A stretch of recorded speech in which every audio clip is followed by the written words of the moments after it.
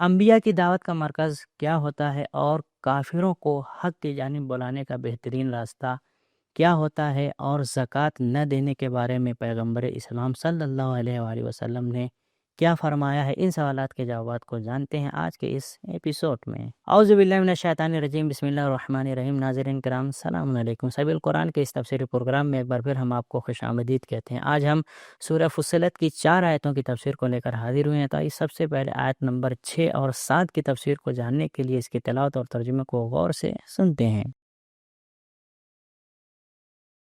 كتاب أنزلناه إليك مبارك ليدبروا آياته وليتذكر أولو الألباب بسم الله الرحمن الرحيم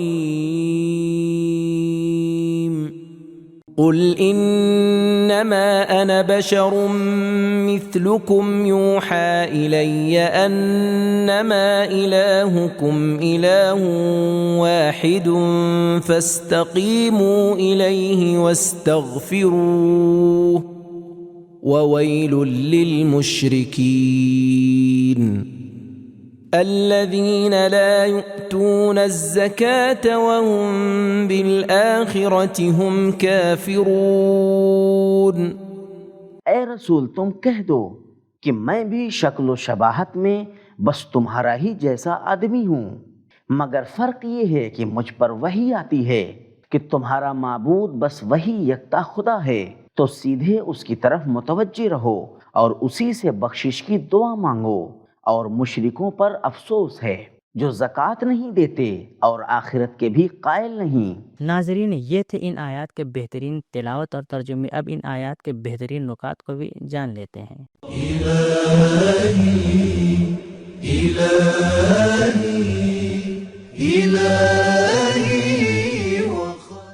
نکات: زکوٰۃ کا حکم ہجرت کے دوسرے سال مدینے میں نازل ہوا ہے اور یہ سورہ مکی ہے، لہٰذا اس آیت میں زکوٰۃ سے مراد مالی امداد ہے۔ حدیثوں میں ملتا ہے کہ پیغمبر اکرم صلی اللہ علیہ وآلہ وسلم نے قسم کھائی کہ زکوٰۃ نہ دینا خیانت اور شرک ہے۔ بہار جلد نمبر 96 صفحہ نمبر 29۔ اور جو شخص 1 قیرات 5 قیرات 1 گرام ہوتا ہے کے برابر بھی زکوٰۃ نہ دے تو وہ نہ ہی مکمل مومن ہے، نہ ہی مکمل مسلمان، اور نہ ہی اس میں کرامت پائی جاتی ہے۔ اور جو شخص زکوٰۃ نہیں دیتا وہ یا تو یہودی مرتا ہے یا نصرانی۔ میزان الحکمہ مادہ زکوٰۃ۔ قرآن مجید کی نگاہ میں اللہ کے بعض احکام کو نہ ماننا شرک اور کفر کے برابر ہے۔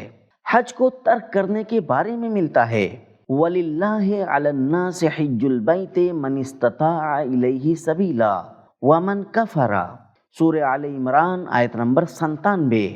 جس کے پاس استطاعت ہو اسے حج پر جانا واجب ہے، اور جو شخص کافر ہو جائے، الکافی میں آیا ہے قُلْتُ فَمَنْ لَمْ يَحِجْ مِنَّا فَقَدْ كَفَرَ فَقَالَ لَا لَكِنْ مَنْ قَالَ لَيْسَ هَذَا هَكَذَا فَقَدْ كَفَرَ۔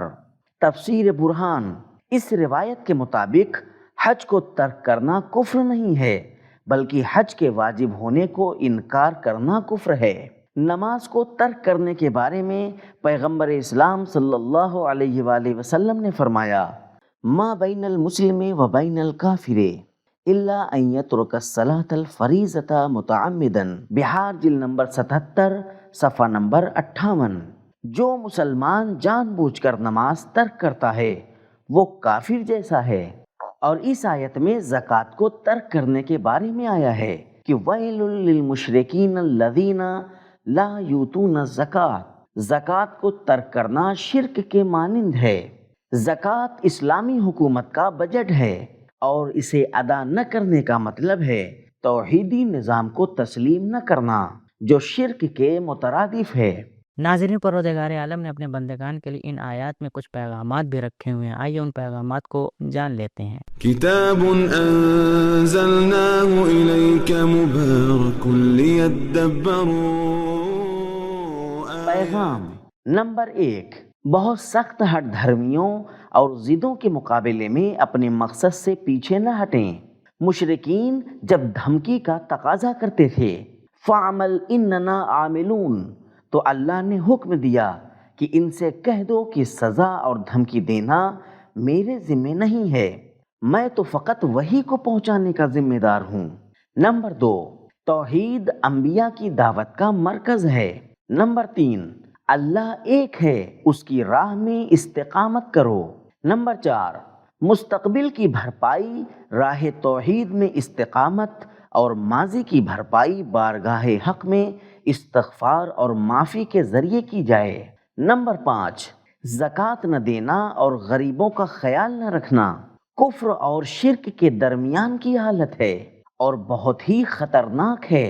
نمبر 6، قیامت کا انکار زکوٰۃ نہ دینے کا سبب ہے۔ نمبر 7، زکوٰۃ نہ دینے کی وجہ یا تو دنیا پرستی ہے جو کہ ایک طرح کا شرک ہے، یا تو قیامت پر ایمان نہ رکھنا ہے جو کہ کفر ہے۔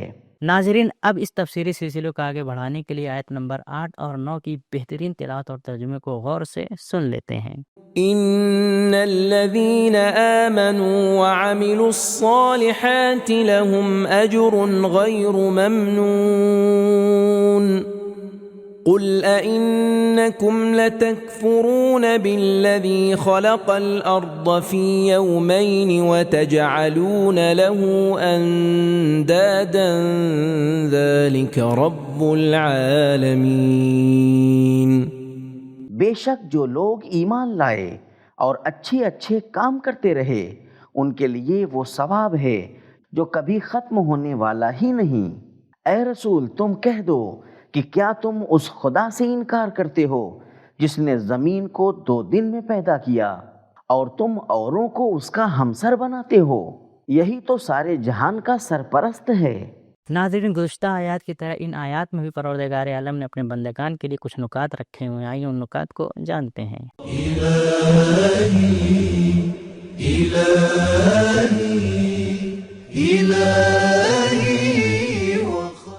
نکات۔ ممنون کا معنی ہے کٹا ہوا۔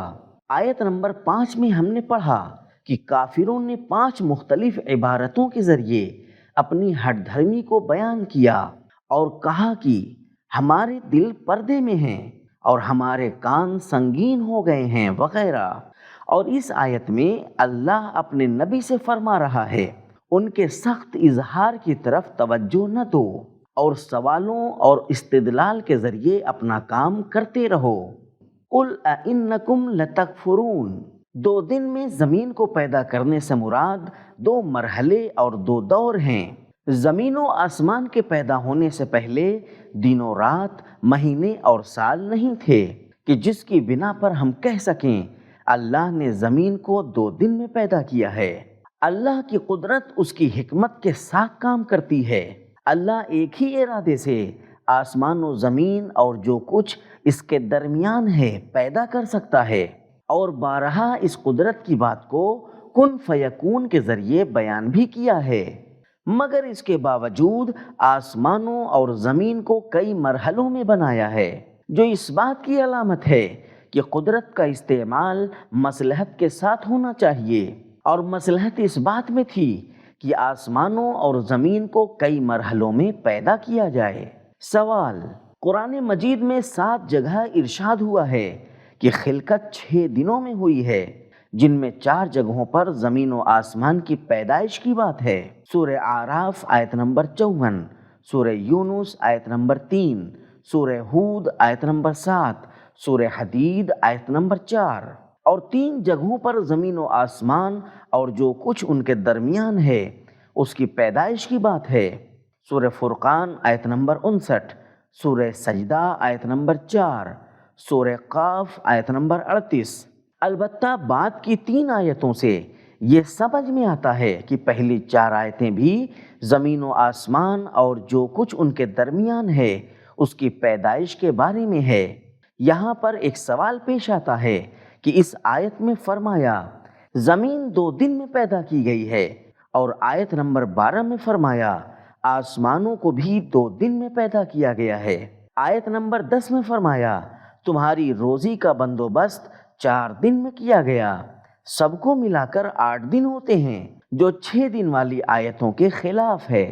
جواب: پیدائش الگ چیز ہے اور روزی کا بندوبست کرنا الگ چیز، لہٰذا ان دونوں کو آپس میں جمع کرنا جس کی وجہ سے 8 دن ہوتے ہیں صحیح نہیں ہے، بلکہ ان آیتوں میں 6 دنوں میں سے صرف 4 دنوں کو بیان کیا گیا ہے اور باقی 2 دن زمین و آسمان کے درمیان کی چیزوں کو پیدا کرنے کا ہے یا کسی اور چیز کے پیدا کرنے کا ہے جس کو آیت بیان نہیں کر رہی ہے۔ ناظرین، یہ 3 آیات کے بہترین نکات، اب ان آیات کے بہترین پیغام کو بھی جان لیتے ہیں۔ كتاب أنزلناه إليك مبارك ليدبروا پیغام نمبر 1، کافروں کی دھمکیوں کے سامنے اچھے لوگوں کی تعریف کرنا ضروری ہے۔ نمبر 2، ایمان اور نیک اعمال ایک دوسرے سے جدا نہیں ہیں۔ نمبر 3، ایمان عمل سے پہلے ہے، آمنو عملو سے پہلے آیا ہے۔ نمبر 4، جو لوگ دنیا میں بنا جتائے عمل کرتے ہیں انہیں جنت میں بنا جتائے اجر ملے گا۔ نمبر 5، اللہ جنت کی اتنی ساری ابدی نعمتیں دے کر احسان نہیں جتاتا۔ کتنی بری بات ہے کہ ہم ایک چھوٹی اور کچھ دنوں کی نیکی کر کے احسان جتائیں۔ نمبر 6، کافروں کو حق کی طرف بلانے کا بہترین راستہ اللہ کے لطف کو بیان کرنا ہے۔ نمبر 7، زمین کی خلقت آہستہ آہستہ اور 2 مرحلوں میں کی گئی ہے۔ نمبر 8، تم کسی کو اللہ کا شریک کیسے بناتے ہو جبکہ زمین و آسمان کو پیدا کرنے میں اس کا کوئی شریک نہیں ہے۔ نمبر 9، پیدا کرنے والا ہی پالنے والا بھی ہے۔